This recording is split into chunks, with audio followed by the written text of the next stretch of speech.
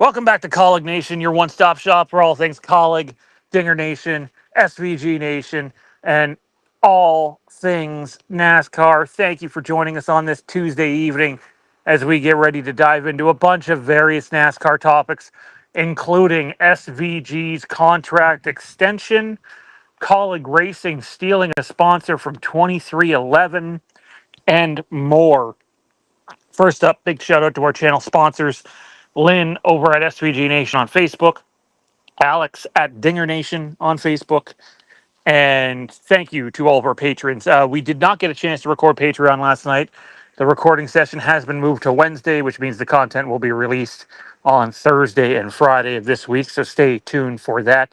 I know we have a episode of Kaulig and Trackhouse Nation debuting where we dive into the ins and outs of both teams and what their futures look like and what's been going on as of recent per team officials. Our multiple choice question for this video is, how far do you think SVG can advance in the NASCAR playoffs? Do you think he goes out in the round of 16?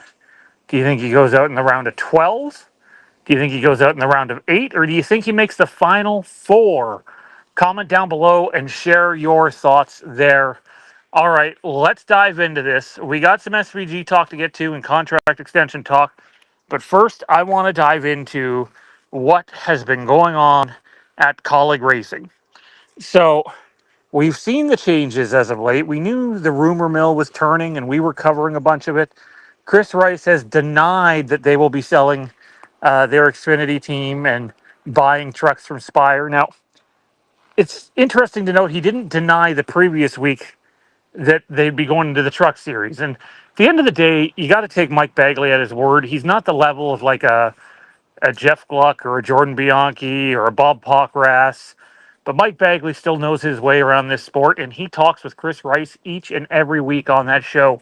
So whether, you can totally debunk what's going on, I don't know. Obviously, we have been clamoring at this channel for change with Kaulig. We have slammed the one welcome stuff, which I'm going to touch on, and rightfully so, because when you look at it, we were sold on this is essentially going to be a 5-car alliance in Xfinity and a 4-car alliance in Cup. And I don't mean just your typical team alliance. I mean something to the level of they're basically on the same team.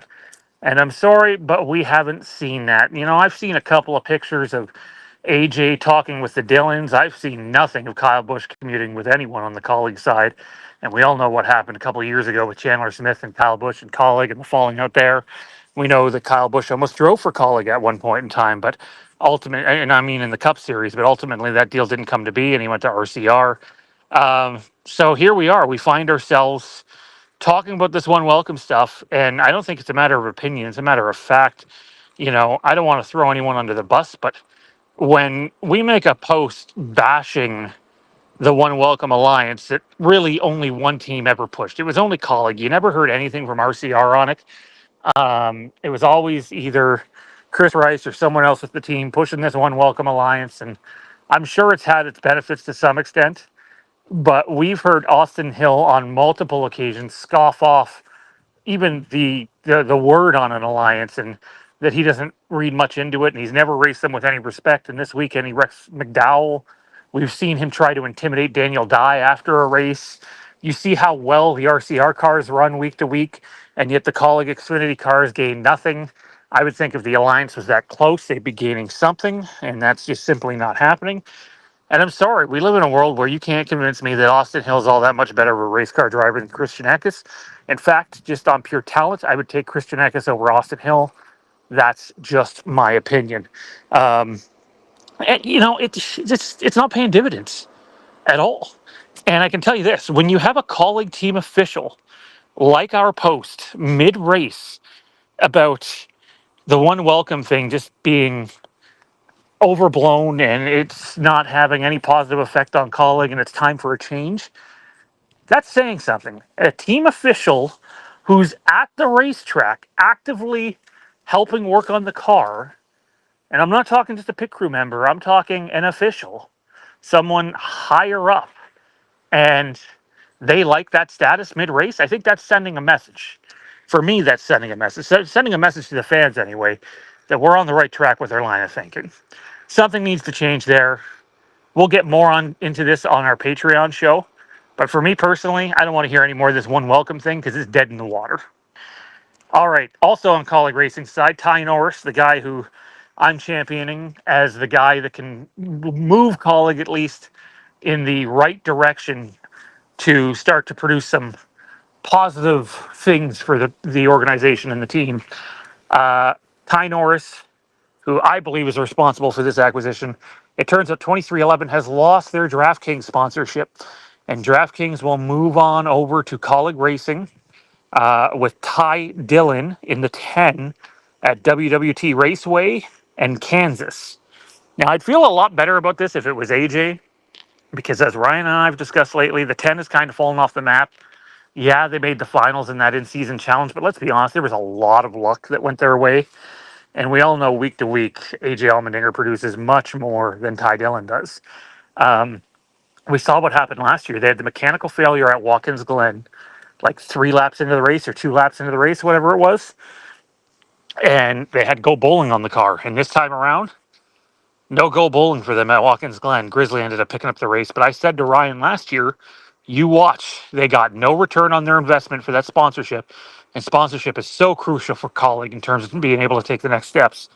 And they won't be with the team. And they weren't. And I'm telling you right now, if Ty Dillon goes out there and finishes 25th to 30th in these DraftKings cars, next year they won't be with the team either. Now, make no mistake, DraftKings will be paying Kaulig significantly less money than what they would for 2311. That's just the realistic situation of the sport. But that's where we are. Last but not least, SVG has signed a long-term contract extension.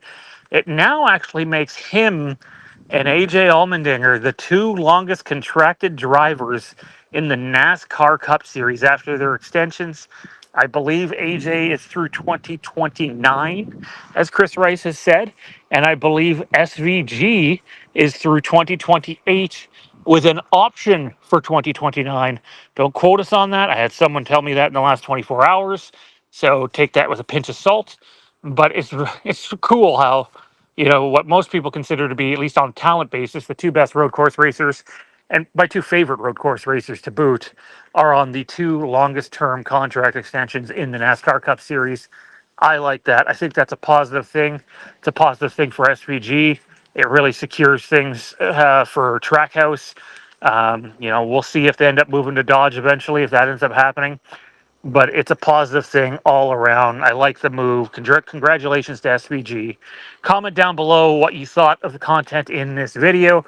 What do you think about DraftKings moving to Kaulig? What do you think about the one welcome situation? Where do you think SVG will finish in the playoffs? And what do you think about SVG's contract extension with Trackhouse Racing? Don't forget to like, comment, subscribe. Check us out on Patreon. Support us over there, patreon.com/Kaulignation for bonus content. We will see each and every one of you in the next video.